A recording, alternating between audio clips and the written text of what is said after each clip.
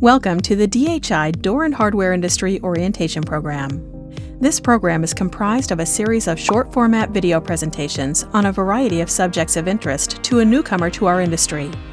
The goal is to introduce several important facets of our industry to those who have just joined a manufacturer, distributor, or sales agent company or other important industry stakeholder.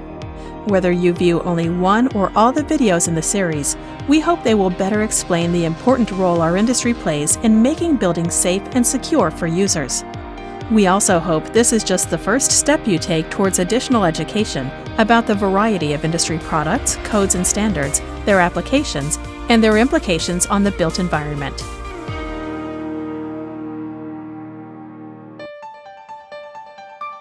In this session, we'll be discussing building, fire, and life safety codes and how they make buildings safe and secure. Building codes are written documents organized by construction industry professionals that establish standards for building construction. Their purpose is to make sure that we can occupy buildings for their intended purpose without fear or concern for our safety. In countries without strong building codes, buildings are frequently not built to good construction standards and can risk collapse with tragic loss of life. Fortunately, in North America, we can walk into buildings confident that they are constructed properly and there's little to no chance of a collapse. But there are other dangers that could make an otherwise safe building a threat to harm and life. The sudden outbreak of a fire, an explosion or terrorist attack, or a panic set off in a crowded space all create the need to evacuate people, possibly large numbers of people, very quickly from a building. Building codes also address this issue. The National Fire Protection Association created the NFPA 101 Life Safety Code. The purpose of NFPA 101 is to provide minimum requirements for safety from fire and similar emergencies, and to allow prompt escape for occupants from the building or into a safe area within the building. Commercial building codes address your ability to exit a building safely with a phrase called means of egress. Simply put, that's the path that you will follow in an emergency to leave the building safely. The phrase means of escape is used for one- and two-family dwellings that do not conform to the strict definition of means of egress, but the same principle for egress is used. Think about your home for a moment. If you're at home and a fire starts, how are you going to get out of the house? The first option might be to leave through the front door. But what if the front door is blocked by the flames? The second option might be a sliding glass door out the back of the house. But what if the fire starts in the hallway outside of your bedroom in the middle of the night, and you can't use the hallway to access the front door or the back sliding glass door? Residential building codes require windows in bedrooms to be of a sufficient size so as a last resort, occupants can evacuate safely through the bedroom window. This concept of always creating a primary path available to leave the building and a secondary path in case the primary path is blocked is a fundamental concept in building codes and safe building design and is known as means of egress. This same concept applies to non-residential buildings. If you're standing in the room represented with the blue dot and the fire alarm was triggered, you could exit out the door either to your right or to your left to reach either of the two stairwells. After descending the stairwell to the first floor, you could safely exit the building. Again, we see the concept of multiple means of egress or paths of leaving the building safely. In non-residential buildings, the distances that we must travel to safely exit the building are often much farther than in our home. For that reason, building codes also require firewalls in non-residential buildings to protect the means of egress. In this particular picture, you can see that the corridor we're going to travel to reach the stairwells will have 1-hour fire-rated walls to preserve our ability to use that path as a means of egress to access the exits for a longer period of time. The stairwells themselves, the means by which we're going to go from floor to floor and to get to the first floor and the exit, are also protected with fire-rated wall systems. To egress the building safely, we're going to need to have doors in those firewalls to be able to get into the stairwell and down to the first floor. Since those stairwell walls need to serve to slow the spread of fire, they are also fire-rated, and in these walls we put fire-rated doors. Fire-rated doors have several characteristics that are important. They have to be self-closing and self-latching, and have fire labels attached to the door that demonstrates they have withstood a fire test by a recognized testing laboratory. The NFPA 80 standard for fire doors and other opening protectives sets national standards for the installation and maintenance of assemblies used to protect openings in walls, floors, and ceilings to prevent or retard the spread of fire and smoke within, into, or out of buildings. If you look at the picture on the left, you can see the tremendous, devastating consequences of a fire on the inside of the door in this particular example. Now look at the picture on the right to see the outside of the same room that's been protected by the combination of a firewall and a fire door that's been certified to meet fire-rated construction. The firewall and door make an effective barrier that slows the spread of fire and makes our path of egress available for a much longer period of time. Today, building codes have very stringent requirements for the use of firewalls, fire doors, and means of egress to make buildings safer for ourselves and our loved ones. But that hasn't always been the case. Modern building codes were born out of many tragedies and much loss of life in the past. In 1903, the Iroquois theater fire in Chicago killed over 600 people as a result of blocked corridors, locked doors, and paths that were inaccessible. From this fire, state and federal standards began to be established for exit pathways, exit doors, signage, and maximum seating in facilities.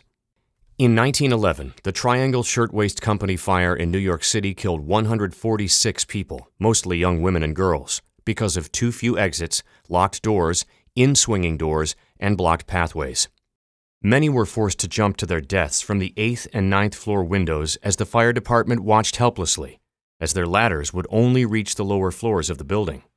From this tragedy, NFPA began developing a specific life safety code that addressed issues of exiting people safely from buildings with special consideration given to the newly constructed high-rise buildings in large U.S. cities.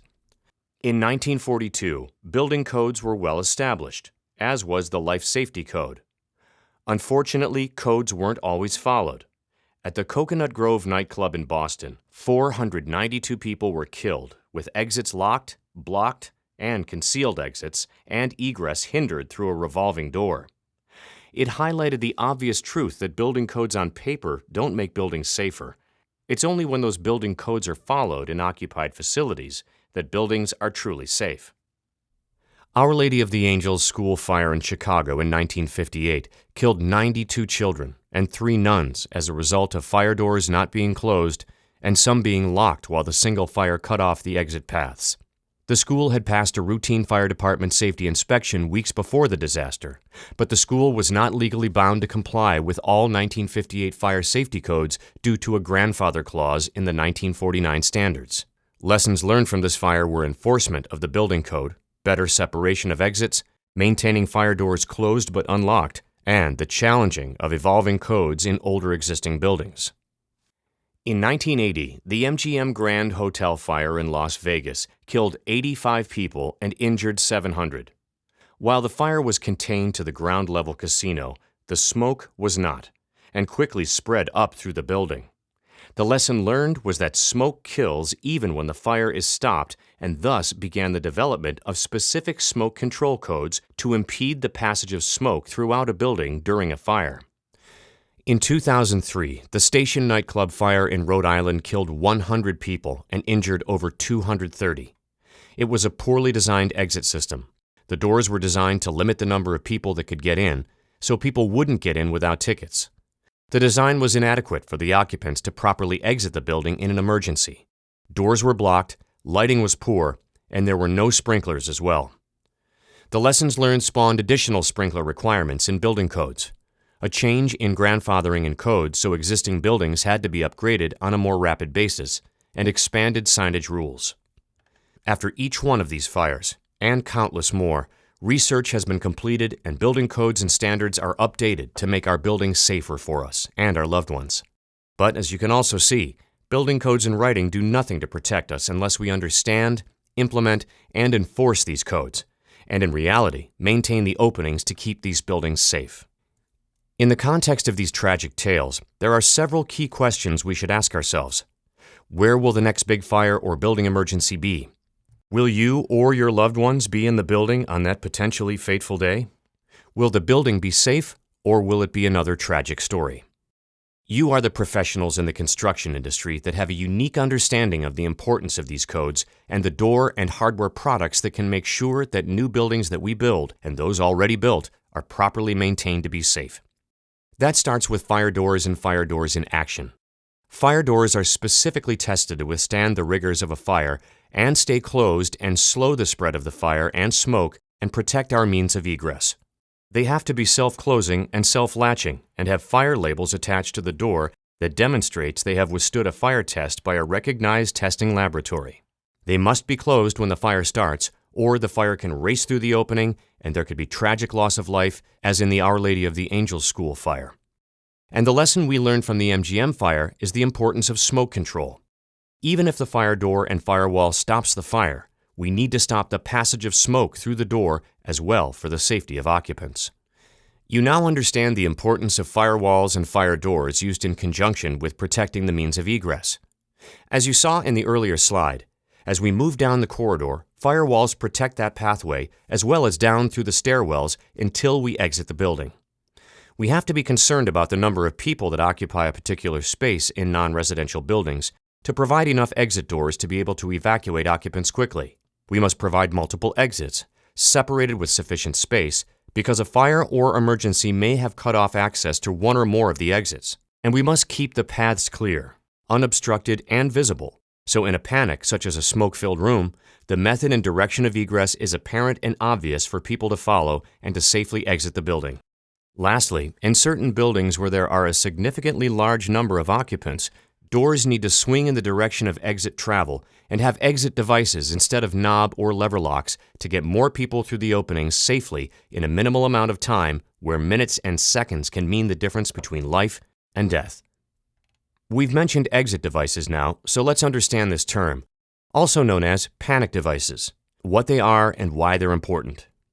A typical lever lock is shown on the left and top where you would turn the lever to retract the latch bolt to open the door. The problem lies in a panic situation when several people may be pinned or even crushed against the push side of the door from the rush of people trying to escape through the exit. In several fires, this was the case, and there were many fatalities. People were unable to activate the lock to open the door, or the force of pressing bodies against the door did not allow the latch to retract and open the door. From this problem came the advent of the exit device, which is a horizontal locking device that goes across the width of the door with an actuating mechanism, either a push bar or touchpad, that extends at least half of the width of the door. See the picture right and bottom. Any part of the body that contacts the push bar or touchpad is going to retract the latch bolt, even with significant pressure upon the door. That, combined with the door swinging in the direction of exit travel, will allow a crowd of people to push through the opening in a way that allows free egress from the building. This is why when you see an exit device on a door, you can be assured it is part of a means of egress, and you can tell by the direction of the door swing the direction of that egress travel. There are numerous industry professionals that, in their careers, work to make buildings safer and more secure and ensure that building codes are followed. In the new construction phase of building projects, there are model building code contributors that write and update the building codes, and the architects who are responsible for designing the building following those codes. The general contractor builds the building, while the building inspector or fire marshal inspects the contractor's work and issues a certificate of occupancy, certifying that the building is safe for people to use for its intended purpose. And last, but certainly not least, the door and hardware industry expert, those of us who understand the building codes and work with all of those other players on the construction process to make sure the correct door and hardware products are specified and properly installed in the building. We are door security and safety professionals. This applies to existing buildings as well. Once a building is constructed, it may be in use for 30 years or more, and over those years, the building codes and requirements will evolve. The use of the building may evolve, and additions or alterations to the building may be made. It is very important that the door systems and the life safety systems in that building also evolve. The building code author has a responsibility here, as does the building inspector and the fire marshal, and certainly the building owner, user, or facility manager do as well.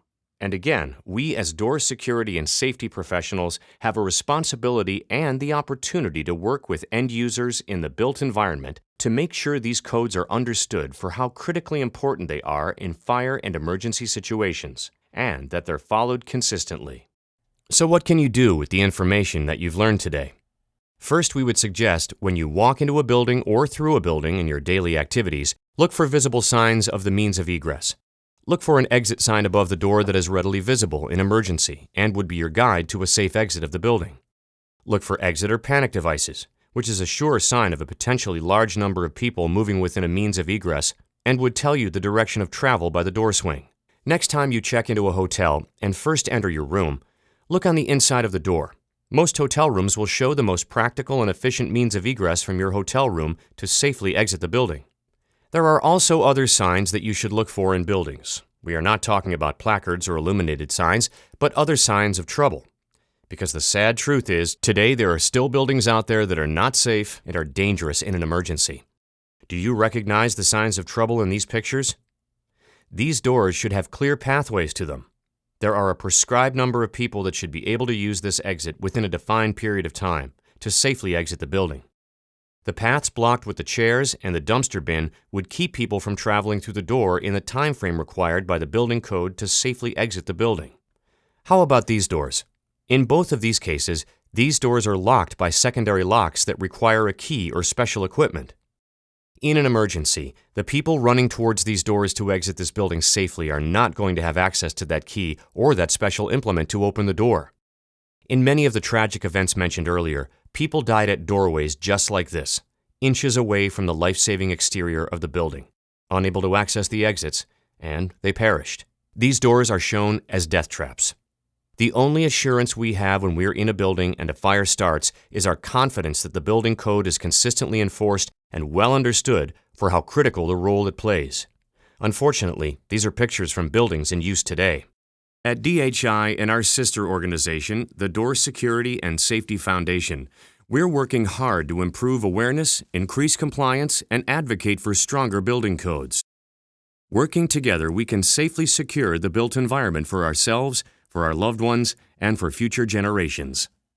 For more information about advancing your education through membership at DHI as a door security and safety professional, or to learn more about our foundation, please visit our websites.